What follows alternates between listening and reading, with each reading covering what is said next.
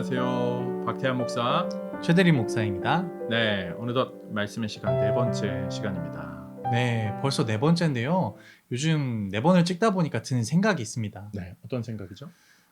좀 익숙해졌다 생각이 들다가도 또 긴장하는 저를 보면 아직 멀었구나라는 생각을 합니다. 네, 저도 마찬가지예요. 성도님들이 목사님 잘하세요, 잘 어울리세요, 방송 체질이에요.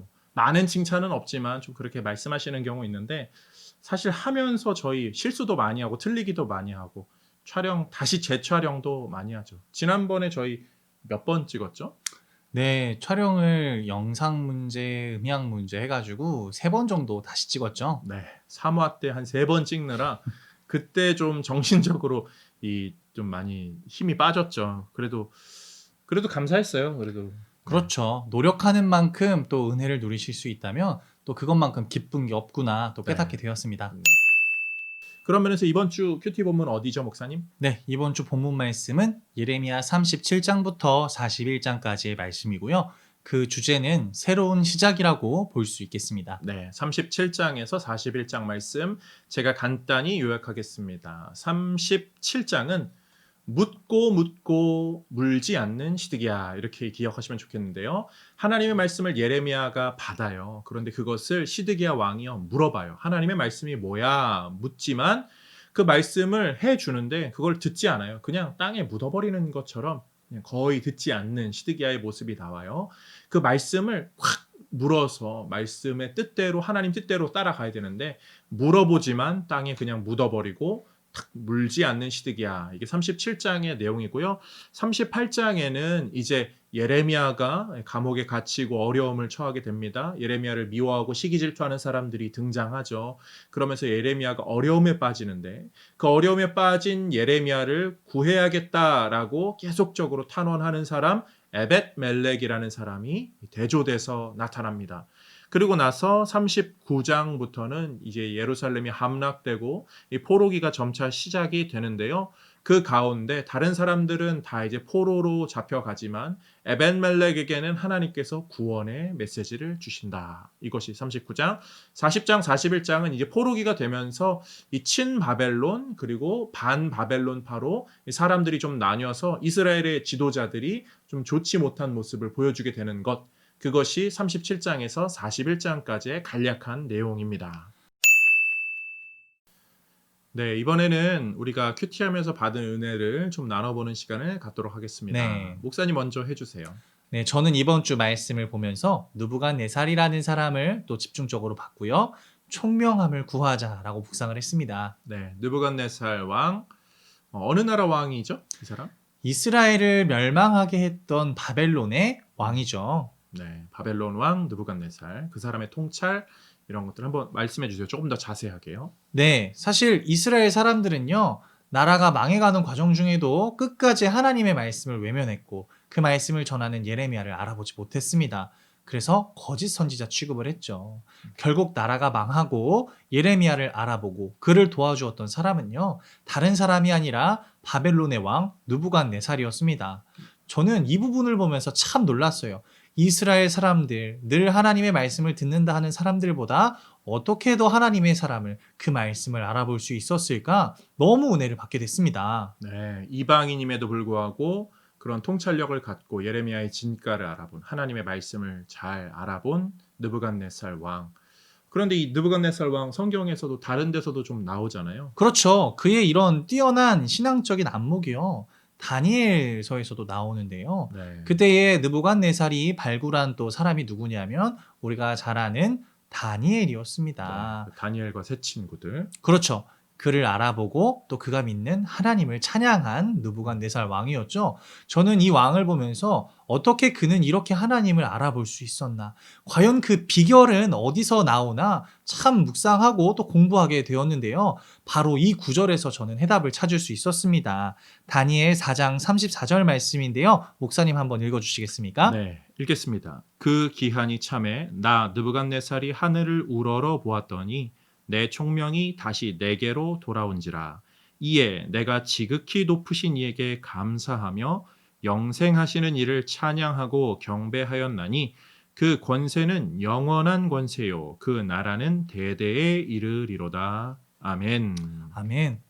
끝까지 교만했던 그가 결국엔 하나님 앞에 굴복하면서 하나님을 인정하게 되는 그 믿음의 고백의 부분인데요. 그가 그때에 이렇게 말하죠. 내가 하나님의 은혜로 말미암아 이전에 가지고 있던 총명이 내게 돌아왔습니다. 저는 여기서 무릎을 탁 쳤습니다. 그래, 그가 하나님의 말씀을 알아볼 수 있었던 그 뛰어난 안목을 가질 수 있었던 비결이 바로 총명함 때문이었구나. 총명을 구하자. 저는 이렇게 묵상했습니다. 네, 총명함이라는 단어 아주 우리에게 너무나 필요한 단어인 것 같아요. 저도 그런 총명함을 좀 소망하게 됩니다. 그렇죠. 제가 성경을 더 보니까 이 성경에 쓰인 총명이라는 단어 안에는요, 판단하다, 그러니까 판단력을 의미하는 그러한 뜻이 있더라고요. 우리가 살면서 총명하다라는 것은요, 바른 판단을 하며 살아간다라는 말과 같은 거죠. 그것이 곧 하나님의 뜻과 잘 연결되겠구나 저는 생각하게 됐습니다. 그런 면에서 요즘 저희가 좀 구해야 될 판단력은 어떤 게 있을까요?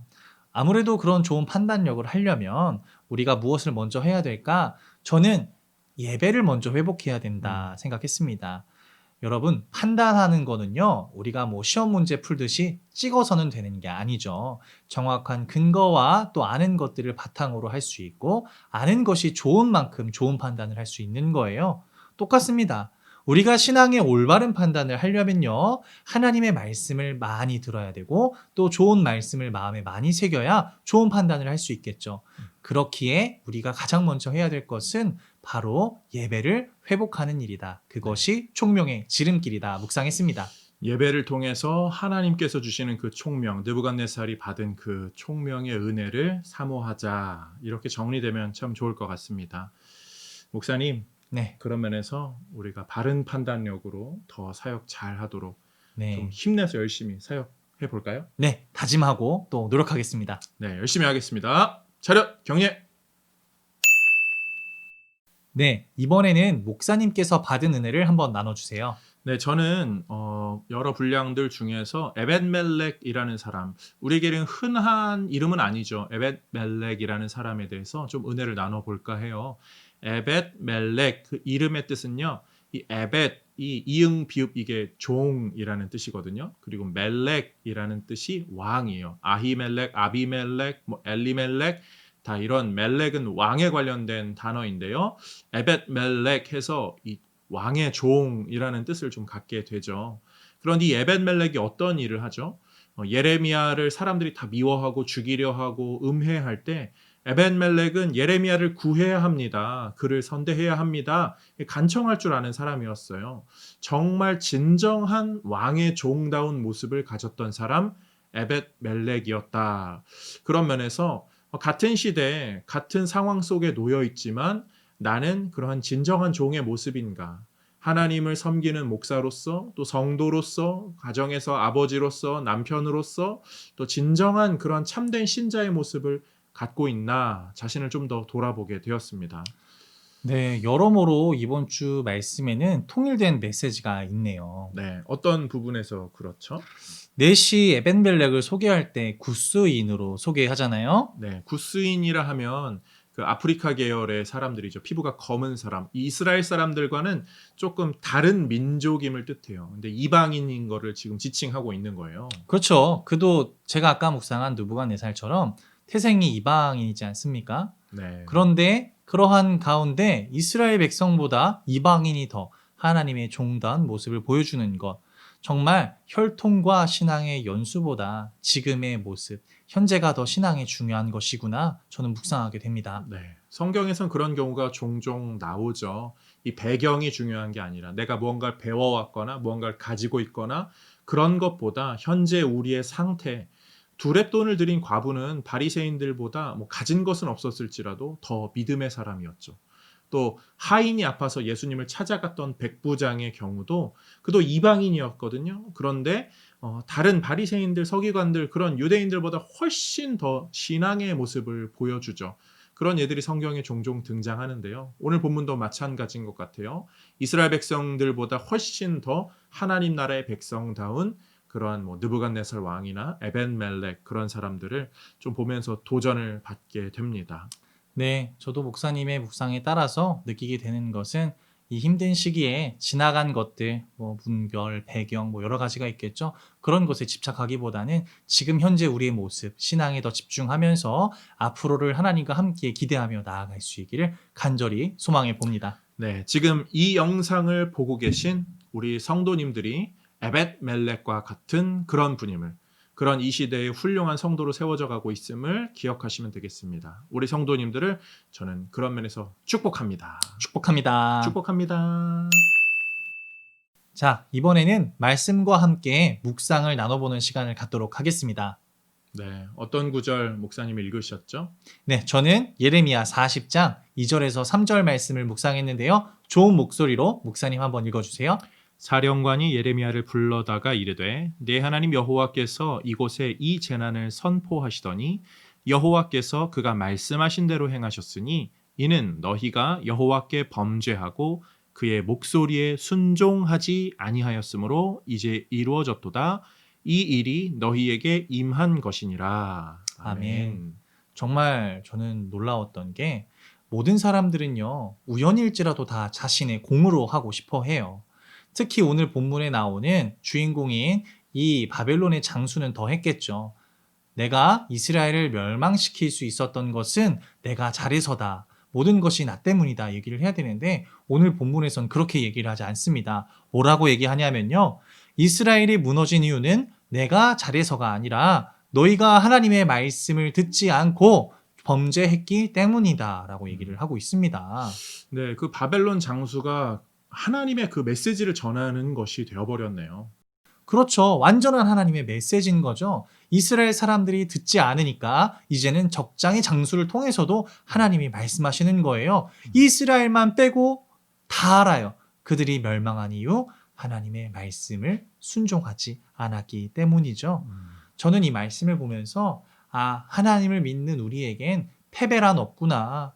우리가 망하는 이유는 그저 자멸했기 때문이구나.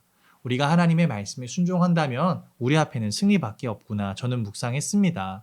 그래서 우리가 말씀을 보면요. 전쟁을 준비하는 이스라엘 백성들에게 언제나 하나님은요. 군사훈련을 시키지 않으셨어요. 시간을 갖게 하시고 기도하고 믿음을 다지게 하셨죠.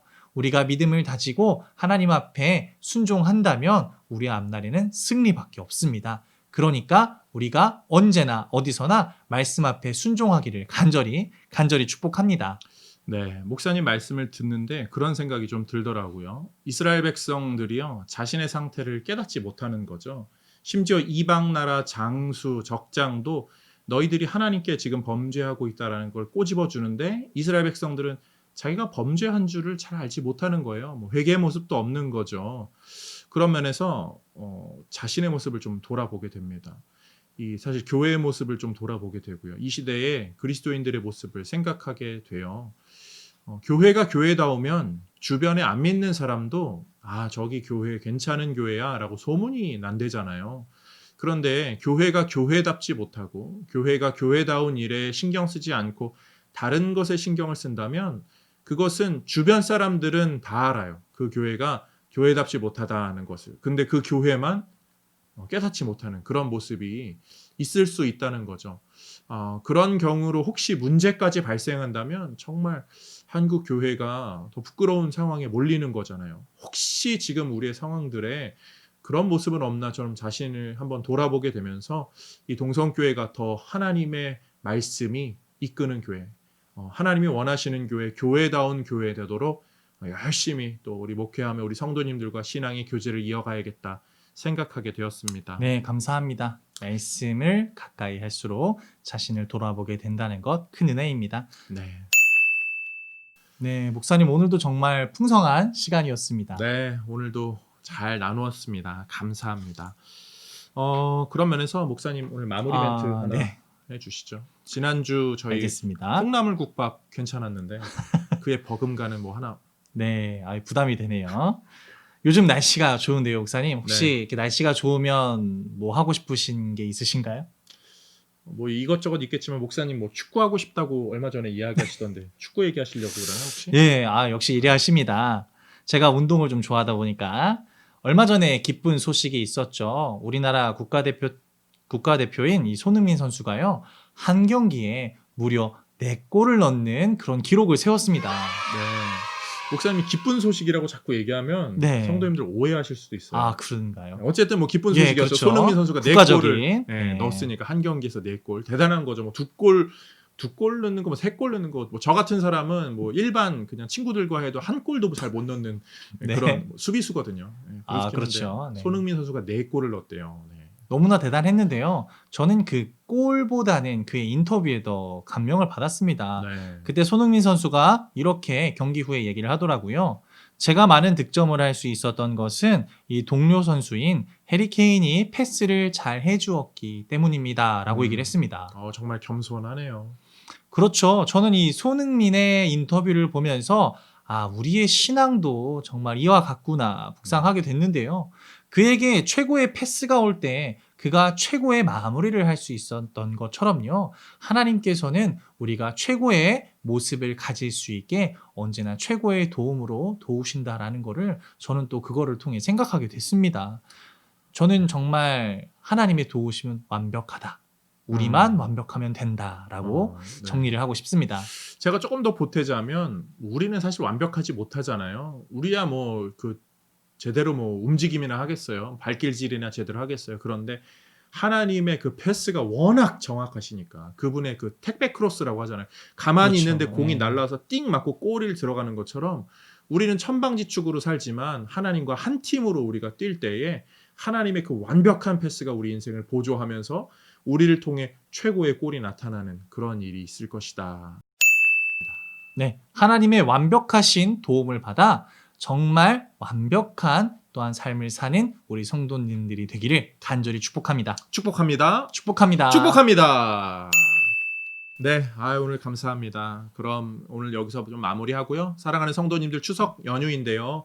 멀리 가시는 분들 안전운행 또 즐거운 한가위 되시고요. 가족 친지들과 모였을 때에 은혜로운 나눔이 있기를 바라고요. 마음 상하는 일 없기를 바라고 또 이런저런 과정 가운데서 더욱더 신앙으로 세워져가는 우리 모든 성도님들이 되시기를 간절히 소망합니다.